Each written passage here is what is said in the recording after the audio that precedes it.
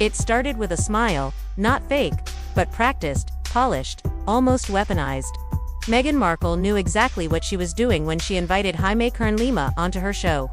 On paper, it was a win-win. Jamie was a self-made billionaire and beauty icon, the kind of guest who brought credibility. Meghan needed that shine, but behind the scenes, the illusion cracked. This wasn't just two women having a real conversation. According to Jamie, it felt scripted. Meghan's team didn't just suggest topics, they handed over emotional talking points, specific beats, and even requested camera angles to capture perfect moments of vulnerability. What was sold as raw and authentic played more like a Netflix drama. But the real shock came after filming. Jamie said Meghan dropped the emotional tone like a coat. Gone was the soft-spoken Duchess, replaced by a sharp, cold, see-you-like presence. The shift was so jarring, it stuck with Jamie. And months later, it pushed her to speak up, not through gossip or shade, but in her own way. Jamie took the truth to her own podcast, the same one where Meghan once made headlines and didn't hold back. She called the entire interview fake. Every pause, every tear, every sigh, scripted. It wasn't a conversation, it was direction. The internet exploded. People were shocked, not just at the claim, but that someone as respected as Jamie would say it out loud. Meghan, who built her brand on honesty and vulnerability, was now being accused of performing pain for profit, and Jamie wasn't backing down. She said she stayed quiet at first to avoid drama. But when the episode aired and fans praised Meghan's authenticity, she felt sick. That version of Meghan, she claimed, didn't exist. Suddenly, this wasn't just criticism, it was betrayal. Meghan wasn't being called out by trolls, but by someone positioned as a friend. And not for stretching the truth, but for faking it entirely. Insiders say Meghan was furious, pacing, shouting, and demanding her team pull the episode offline. But Jamie didn't flinch. She stood her ground and even promised more receipts in an upcoming Q&A. That's when Hollywood finally sat up and took notice. This wasn't just gossip anymore, it had turned into a full-blown brand crisis.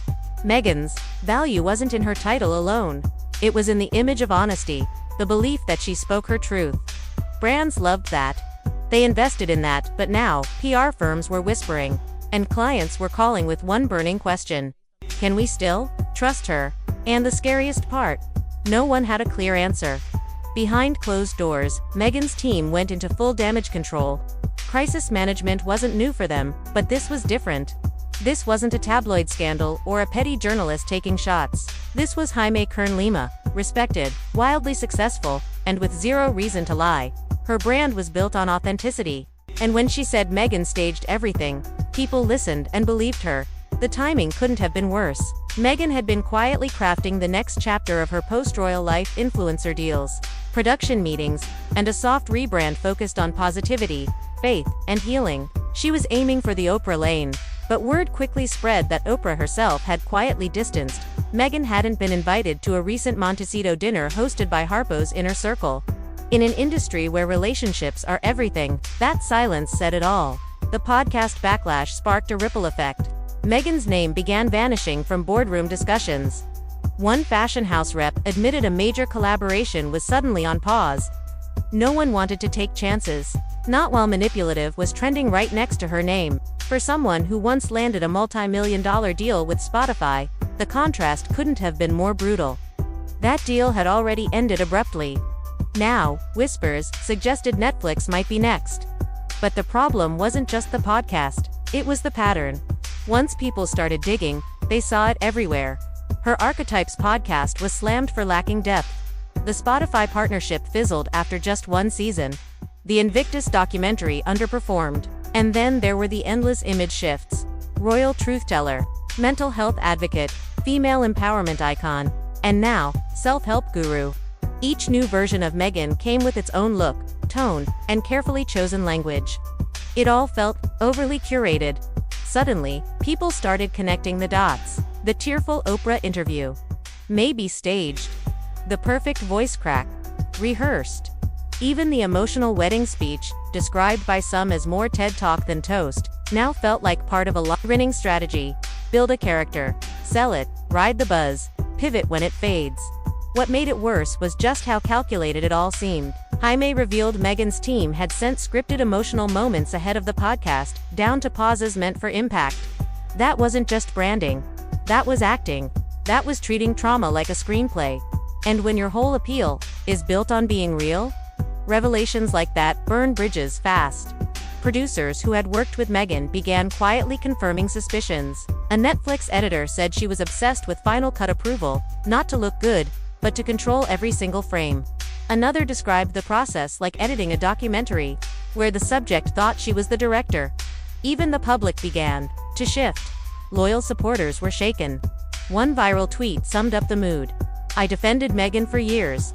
I believed her, but now, I feel played." It wasn't anger, it was disappointment. Still, Meghan's team wasn't backing down. Behind the scenes, there was talk of legal options, PR, counterattacks, even launching her own tell-all to reclaim the story. But for now, the silence was deafening. And with Jaime teasing the release of raw, unedited audio from their infamous taping, the worst may still lie ahead. A teaser clip hit like a thunderclap. JamieKernLima.com at the mic, voice steady. "This isn't about tearing someone down, it's about truth. And I still have the tapes." That one line spread like wildfire. TikTok exploded. Reddit threads lit up. Everyone wanted to know. What did Meghan say when she thought the world wasn't listening? The tension in Hollywood was thick. Publicists were nervous. Meghan's inner circle was shrinking fast. A few loyal defenders had gone quiet. Others distanced themselves completely. One former collaborator told Variety, "Everyone's afraid of being looped into the fallout. The vibe now is, keep your name far away. And when it hits that point, it's no longer gossip, it's survival." Even Archewell, Meghan's foundation, felt the heat. Once positioned as a hub for storytelling and social impact, it was now under a magnifying glass. Donors started asking hard questions. Was the work real, or just carefully packaged optics? Sponsors reportedly began reevaluating their ties. When your charity's credibility is linked to your personal image, hits like this don't just bruise, they bleed. Financial threat was growing. If Dior stepped away, if Netflix backed off, if production deals dried up, Meghan's empire, already shaky after Spotify, could collapse. This wasn't just about reputation anymore. It was about losing revenue. But what truly unsettled people wasn't that Meghan might be flawed, it was the idea that those flaws had been hidden on purpose. That authenticity had been a performance. That every pause, every tear, every anecdote was part of a brand strategy. The public had once seen her as fighting the system. Now, it felt like she was gaming it. And the irony. Jaime never came off vengeful. She wasn't angry. She sounded tired, like someone who had finally had enough after watching too many people get fooled. Her podcast wasn't a hit piece. It was a confession. She'd been part of the illusion, even if she didn't realize it at the time. And that's what gave Jaime's story power. She wasn't throwing stones, she was cleaning house. Amid the chaos, one name kept surfacing: Oprah. Her silence was starting to scream. The woman who once gave Meghan a global stage had gone radio silent. No support, no statements. Rumors swirled that Oprah's team felt used, that the explosive interview she backed might have been more performance than truth. And that's where the story hit a nerve. If Oprah was manipulated, who wasn't? Jaime's next episode promised raw audio, off-camera moments, and a breakdown of how Meghan's team allegedly staged the podcast. Once that drops, there may be no room left for spin. Meghan's team is now in overdrive. Crisis PR, legal threats, quiet calls to partners, trying to stop the bleeding. But insiders say it might already be too late. The damage isn't just public, it's cultural. The narrative has flipped. From a woman using her pain to speak truth, to one using the platform to fake the pain. In the court of public opinion, that's a hard sentence to outrun. And this time, the cameras aren't under her control.